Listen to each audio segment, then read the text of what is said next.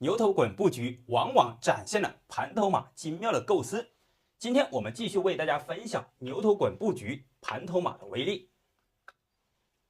前面呢，咱们就话不多说，直接进入它定式的开局。红方采取中路进攻，黑方选择补后。此时上马，这里要特殊说明一下，很容易再次进兵。实际上这样一走的话，反而走错了，容易遭到失败。现在的棋友可以结合前面视频内容一起观看一下。接下来黑方平炮对车，退炮，目的进行反击。红方发起中路进攻。好了，走到这里啊，对黑方来说就是一个分界点了。前面我们讲了进卒以及上马的变化，本局棋我们继续结合上一个视频的内容，再次为大家展现卒3进1，形成两头蛇。可以说红方采取中路进攻，黑方双马形成犄角之势来一个预防。接下来红方依然是强行打通中路。上一局我们讲了马7进5的变化，本局棋我们为大家分享新的内容，马3进5。可以说啊，变化更加的多，而且更加的精彩。走到这里要特别提醒一下，红方很容易走马7进5，他的正招是马3进5。当然，为什么不能这样走呢？因为黑方一上马的话，始终是咬着你这个中炮，中炮随时都可以给你换掉，一旦换完之后，牛头滚啊，你就滚不起来了。黑方上马的时候，红方马3进5是正招，主要是依然是保留着弹子炮，就不怕黑方上马。那么接下来这里进炮打，平车要吃，连环马必定要破。同时黑方这里是一步好棋，上马的话，将来腾挪炮位，始终随时可以炮2平5，还价当头炮。此时黑方只好选择上马。走到这里，红方很容易走漏，感觉我依然是可以故技重施，上马抽他的马呀，将军抽马。实际上这样走的话，反而容易走漏，因为黑方还价当头炮，先手来一个反将的时候，无论你是上马还是称势，他这里可以进马吃掉，形成连环马的阵势。如此发展的话，红方丢失的先手得不偿失。所以说在当前这个局面呢，红方他的正招最为好的也是公认的兵7进1，活通马路，保留上马这样一个先手。那么接下来黑方就面临着3个抉择，这个马呀退无可退，他现在要么上马吃掉炮，要么吃掉马，第3个是进卒吃兵，形成一个看守。我们分别来看，比如说上马吃炮的话，实际上这样走的话也是比较亏的，这也是先前为什么没有走马7进5，始终保留弹子炮，依然对黑方中路形成控制。那么接下来很明显，黑方能不能还价当头炮呢？如果说这样一走的话，感觉还不错，对红方形成一个牵制，但是这样红方白白过一个小兵，将来红方的子力双马一炮，形成非常大的威胁。好了，选择飞象吧，看起来还不错，但是这样一走的话，红方抓住机会先出车抓炮，黑方出车先守住，此时一招上马。这个阵型之下，相信棋友们一眼就能够看出，红方双马双车，包括中路这个炮5个大子，非常的舒展，而且呈一个碾压的状态。下一步棋上马，形成了全面进攻，黑方难以招架。我们继续看黑方第2个变化，选择上马吃掉。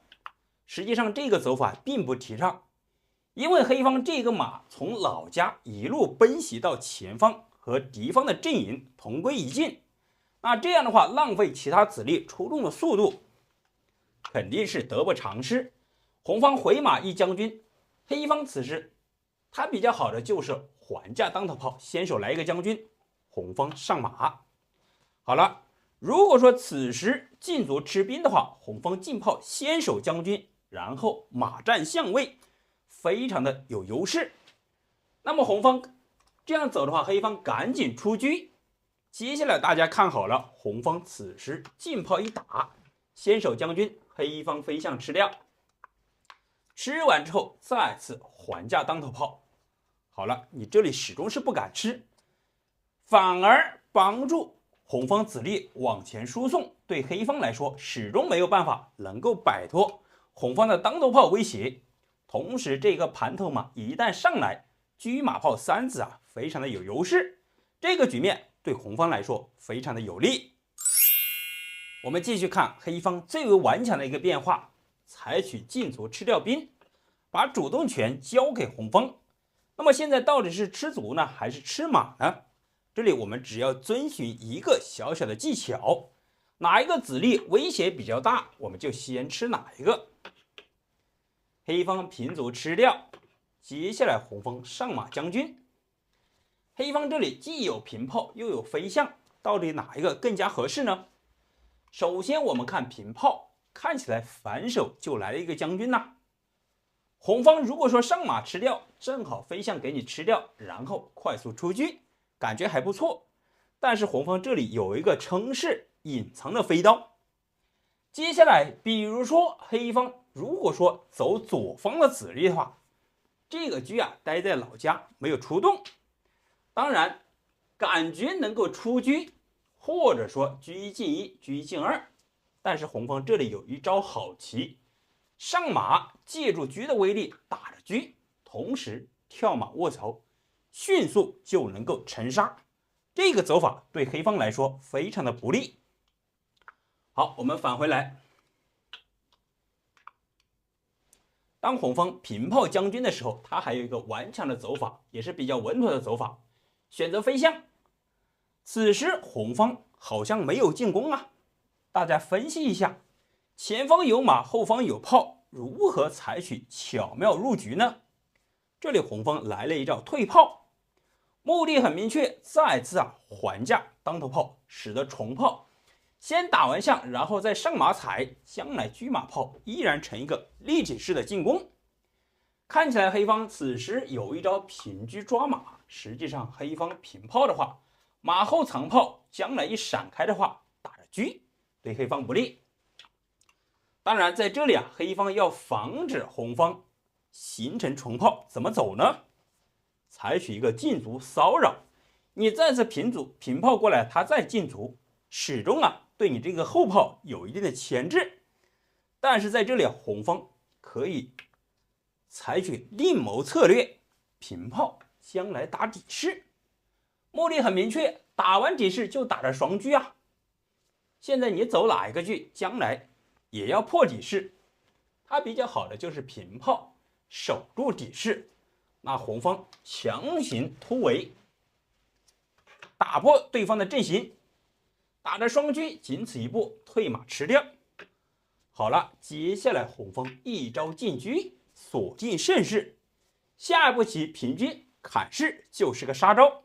可能大家会认为我平卒先弃卒，但是这里既有进炮打象，还有上马踩，感觉好像结束了。